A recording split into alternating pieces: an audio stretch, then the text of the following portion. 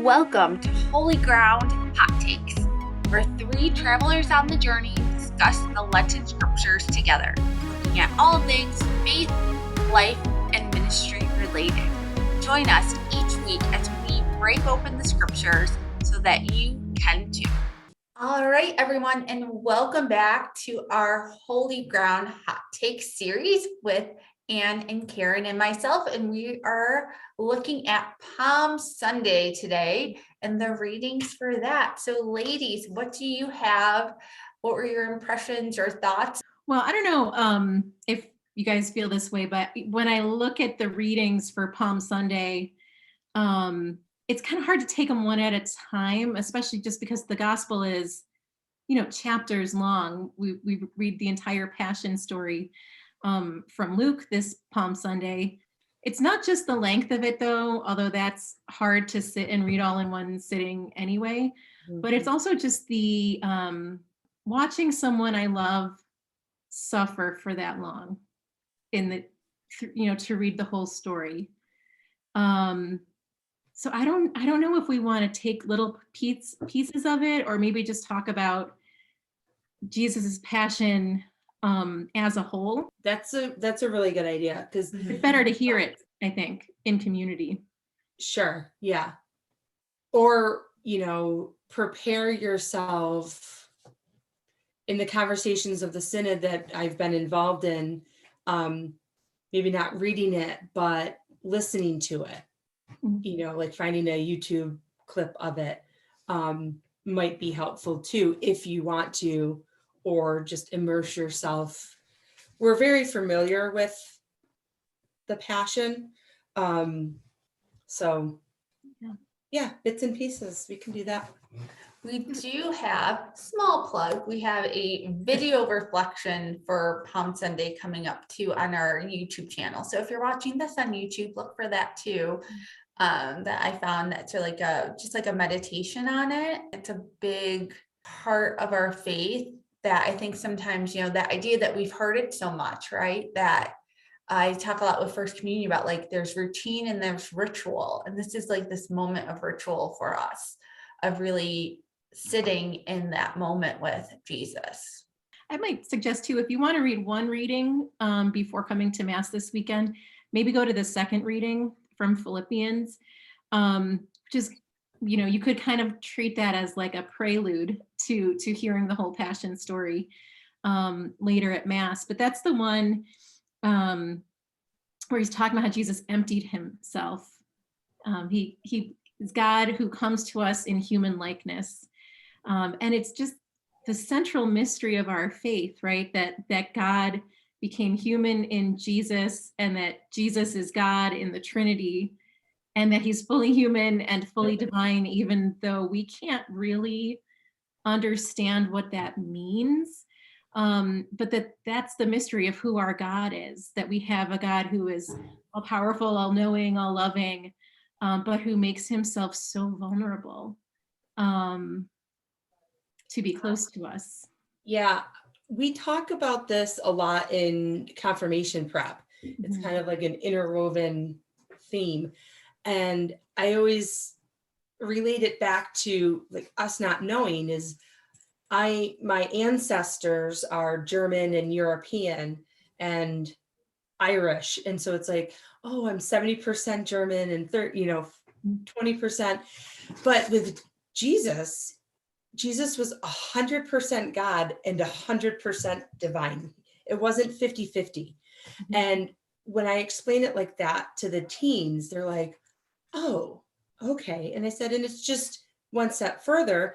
That's why Jesus could perform all of the miracles that we can't perform, because he is God. But that's also why he was able to die, because he's human, and be able to suffer because we suffer.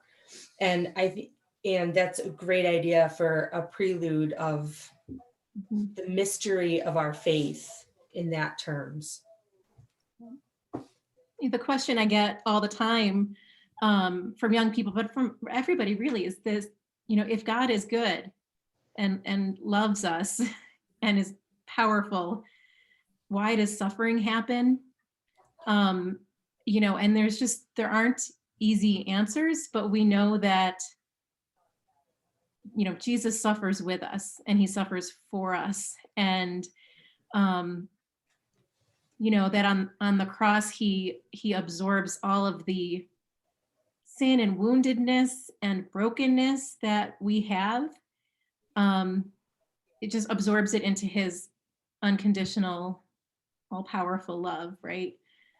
So, maybe as we walk towards Palm Sunday, to just try to listen or to see that as God's expression of love for us, showing us what love looks like. Just it's a love that holds nothing back, that just pours out, no matter what. Yeah, I've had this conversation a couple times with my spiritual director for my 19th annotation. And, I'm just like, it's simple. Just if everyone just loved each other the way that they wanted to be loved, it would be fine. And why does bad things happen and things like that? And there isn't an easy answer, but something that I've found comforting is that God made us in the image and likeness of God. And we are truly special. But God also gave us free will. And that evil, that those bad things happen, not because God made them happen or wants them to happen, but because we as a human race have that sin. And what's a blessing is we're able to receive the sacrament of reconciliation and know the unconditional love of God. And even though we may not understand why some people choose to do things that we wouldn't do, God is still present in all of our lives. And so in my conversation and prayer, I found comfort in that, God doesn't make bad things happen, but God is always with us during those times as well. Mhm. I think too, we've been doing these kind of lumped together for the people watching this. And so we've heard, over the gospels in the last couple of weeks, the father who forgives both of his sons for their different things, the woman caught in adultery that Jesus is there with, that, is present with him. So there's this constant reminder that no matter what, God is always with us, that Jesus is always there and loving and compassionate and will do anything, including standing next to people who people told him not to. Or so then we get to Palm Sunday and this reminder of the ultimate love, the ultimate, the ultimate reason for everything, which was Jesus came to show us and to show us through all things, even onto his death. And I love the Luke reading. I always say it because it was Gary's favorite, Father Gary, who is one of my spiritual mentors as a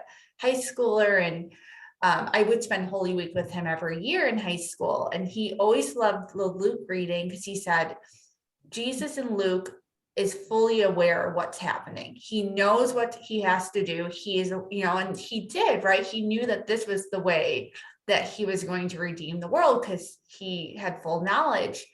So, and even as he's going to his death, right, and he knows it's painful and he's going through all this agony, he's healing the servant who got his ear chopped off, and he is comforting the women in the street, and he is still forgiving people on the cross. Like, he's still being fully what he wants us all to be, even onto the suffering he was enduring in those moments.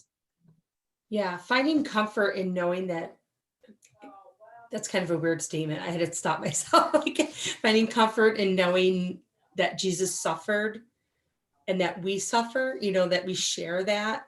I guess I don't know if I would say finding comfort in it, but the acknowledgement of the relationship that we have with Jesus, that Jesus knew what it meant to be human. So it wasn't like this separation of God and us, but God was among us and walking with us. So maybe when we prepare to listen to the entire Passion this Sunday at Mass, to be listening for Jesus's love in each of the, shorter little parts of that passage. Yeah. And to try to receive it. Yeah. And how do we see ourselves during that walk to Calvary? Because we've all had situations where we feel like we are being persecuted, or we just can't endure anymore. I tend to think about, during the gospel, I think of each station and like my interaction. So I think those are great ideas, and I hope everyone is able to find a little nugget to take with them on beginning of Holy Week. There's one last thing I just wanted to share. I actually wanted to bring a book, but I left it at home.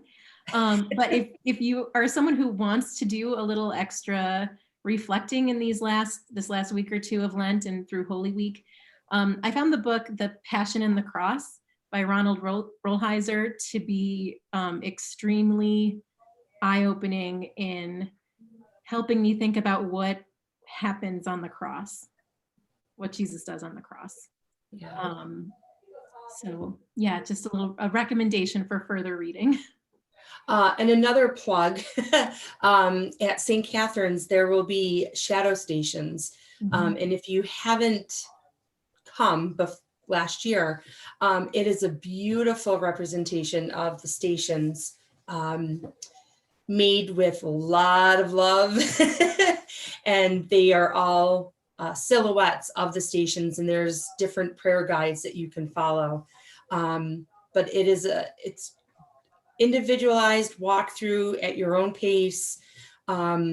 We've had people stay there for an hour, just, really meditating, and you kind of take the walk with Jesus because you're physically walking through. So that will be open the entire week of Holy Week.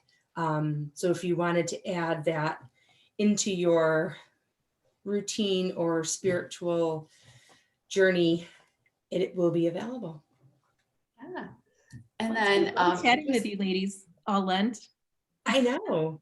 Vicki, did you have another plug? The only other thing as we close, as we're like preparing ourselves to enter Holy Week and all those things, also remember that Peter, even in this, messes up, and that as messy, I think sometimes we can look at the anguish and beauty in what Jesus did for us and think we're not worthy of, being close to him, or we're not worthy. And that's why that reconciliation is so important. But just remember, Peter messes up through the whole Passion, and he is still loved and accepted, and Jesus still in the resurrection comes to him to build his church. So just, whatever you're on your journey of faith, know that there's always room at the table.